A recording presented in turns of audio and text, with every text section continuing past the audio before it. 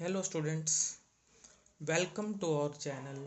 Students, आज HTET PGT level 3 का exam हुआ है और हम आपके लिए इंग्लिश की आंसर की जो है वो लेकर आए हैं।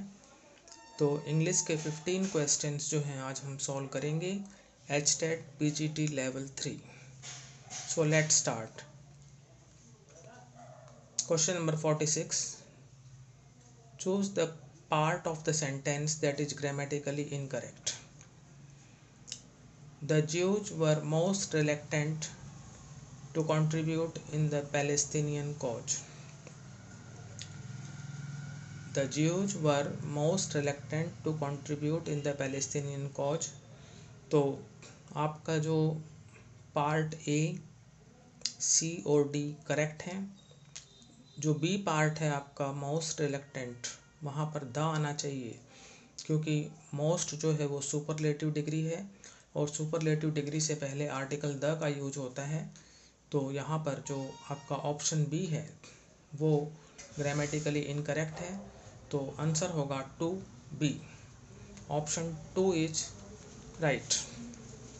Now question number 47, fill in the blank with the correct form of the verb. I test a lot of calls today. Option 1 have have, option 2 has had, option 3 have had, option 4 had। तो ये आज की बात कर रहे हैं, today की। तो यहाँ पर लगेगा प्रेजेंट परफेक्ट टेंस कि आज जो है मुझे बहुत सारी कॉल्स आई हैं। तो हैव के बाद वर्ब की थर्ड फॉर्म, तो हैव हैड आएगा यहाँ पर। I have had a lot of calls today. Option 3 is right. Now question number 48, arrange the following jumbled options in the correct order and then choose the correct option. Option A is heartening, option B is going abroad, option C the news, option D that she। तो यहाँ पर जो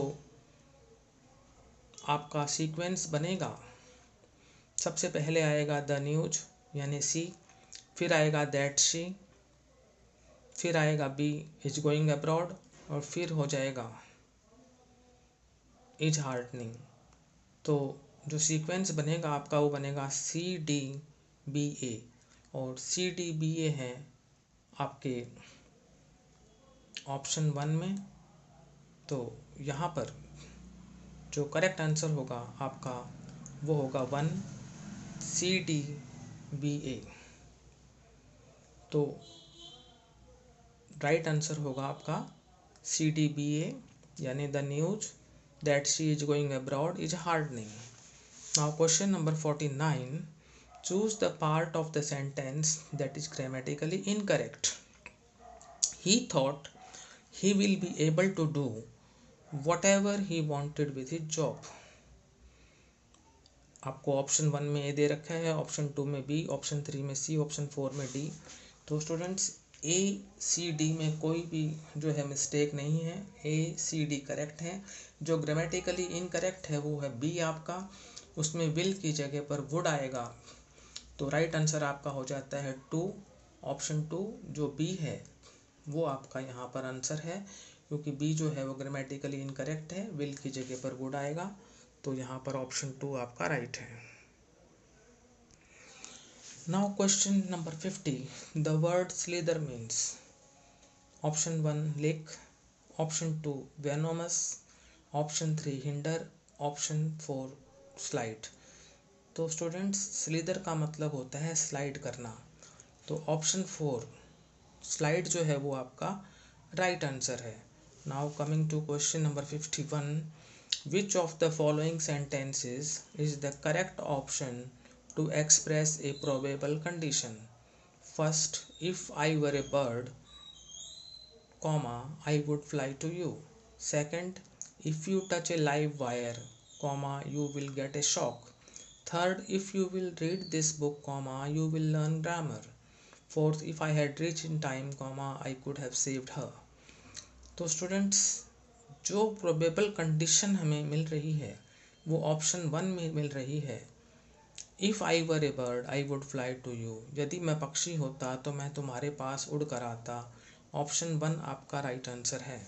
अब चलते हैं question number 52 पर। Fill in the blank with the correct form of verb. When I last dash her she was deeply involve in डेब्ट। First have met, second met, third has met और फोर्थ डिड मेट। तो students last आ गया तो last के बाद पता ही लग गया कि पास्ट इंडेफिनिट टेंस यूज होगा, यानी वर्ब की सेकंड फॉर्म यूज होगी। और यहाँ पर सिर्फ वर्ब की सेकंड फॉर्म हमें यूज करनी है और वो होगी मेट, MET। तो ऑप्शन 2 आपका राइट हो जाता है।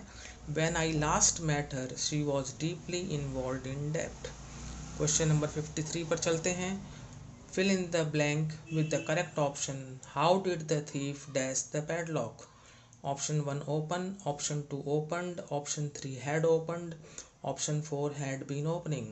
तो thief ने जो है यानी चोर ने पैडलॉक कैसे खोला? तो did के बाद फर्स्ट वर्ब की फर्स्ट फॉर्म लगेगी। इंट्रोगेटिव सेंटेंस है आपका, यहाँ पर साइन ऑफ इंट्रोगेशन होना चाहिए था पैडलॉक के बाद। तो जब भी नेगेटिव सेंटेंस में डिड हो तो वर्ब की फर्स्ट फॉर्म, इंट्रोगेटिव में भी डिड हो तो वर्ब की फर्स्ट फॉर्म लगती है। तो ओपन जो है वो वर्ब की फर्स्ट फॉर्म है। ऑप्शन 1 आपका राइट आंसर है। Now question number 54। Fill in the blank with the correct option. Note it down dash you should forget it. First में दैट, सेकंड में बिकॉज ऑफ, थर्ड में till और fourth में lest. इसे note कर लें, अन्यथा तुम जो है उसे भूल जाओगे। तो अन्यथा की बात हो रही है और शुड है। जब भी शुड हो तो हम जो है लेस्ट का यूज करते हैं। तो राइट आंसर हो जाएगा आपका option 4 lest. Now question number 55। Choose the correct passive of the given sentence. Please give me some more time.